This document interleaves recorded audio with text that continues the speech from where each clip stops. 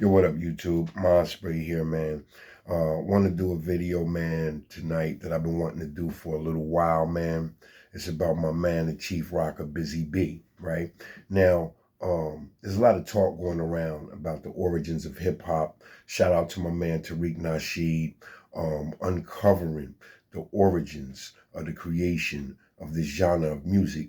And he puts the credit where it's due.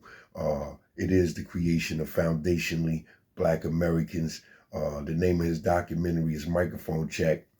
Check it out. Learn something. All right. Now listen. Not gonna go into that part, right? But what I am going to do is deal with like some of the major influences on pop culture that go all the way back to not the hip hop that everybody knows, right? But the hip hop that started out in the basement, right? And one of the featured artists from that time is a guy by the name of Chief Rocker, Busy B, right? Now, I was 12, right? In 1980 when Rappers Delight came out, right? So I'm not from the 70s, right? But, I jumped on board then, became heavily invested in the culture and the music, right? Now, around 1983, a movie came out called Wild Style, right? And it was all about the underground hip hop culture in New York, right? And one of the featured performers in that movie was Busy B. Now, let me explain something to you about his influence on the culture, right? And his influence on the world. That people have no idea how much he's influenced the world, pop culture today. Okay, when I started listening to rap music in the early '80s, there was two different groups bringing the energy to the hip hop scene, right? And one of them was a group of older dudes. And when I say old, I don't mean 50, 60 years old. I mean, I imagine these guys was in their late 20s or early 30s.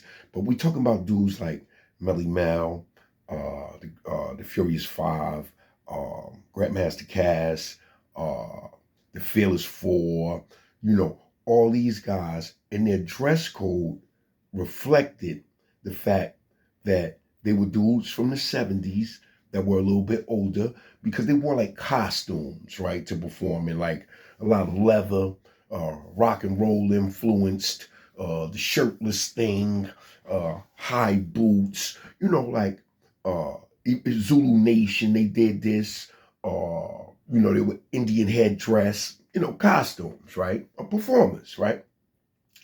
And the other group that you will find is younger dudes like me, right? Dudes wearing sneakers, jeans, writing graffiti, Kangos, Kazals. You know what I mean? Okay, so you got that and you got that, right? Now, when I went to see the movie in '83, this is gonna be my first time seeing, some of these dudes, in motion, right? Because back then they didn't have videos, right? A lot of these dudes didn't even have records out. Okay, so Busy B was the first dude that, even though he was from the older crowd, but he didn't fit in really with either group, right? He was the type, he wore a silk shirt, slacks, full length coat, Yves Saint Laurent glasses, you know what I mean? And he looked like a straight gentleman gangster. Like he looked like a club owner or something. You know what I mean? Like the number man in the hood or something. Like long Cadillac driving, money making player style, right? Now, I had never seen nobody rapping in slacks, in hard bottom shoes, in a silk shirt. You know what I mean? Before. And along with that, he had to talk to go along with it. Like he was saying stuff like, in order for you to come in our spot, you got to own 3 cars, a mansion, and a yacht, right? And he would talk about the money, the champagne, the girls, the limousines, right? And he was the only dude that I knew in hip hop that had that as a signature to his style. that it was all about being fly and living a champagne life, right? Now, ever since then, in that movie, you know, there's always been room in hip hop, because hip hop goes through trends. You got consciousness, and you see the more militant style hip hop, thuggish. You know what I mean? So, but yet always, somewhere not far from the surface is this statement about the champagne life, right? So it's always around the periphery of hip hop, if not the main thing being presented in most cases, right? So I look at his influence on the music, right? I remember not long in the same time frame, there was a rapper. His name was Gucci Man, not Gucci Mane, the one from the South. It was a dude called Gucci Man, right? And like the Busy Bee influence, right? Like the fly shit, right? Okay, so hip hop. Not only did he influence hip hop, once he influenced hip hop leaks out into the culture in other ways, right? Attitudes, outlook, and perspective, right? And this hunger, right, in the hood for the mansion, the yacht, the luxury, the opulence, right? It leaked out into the rest of the culture. Like people feel this way. You see them all the time. You see it on Instagram.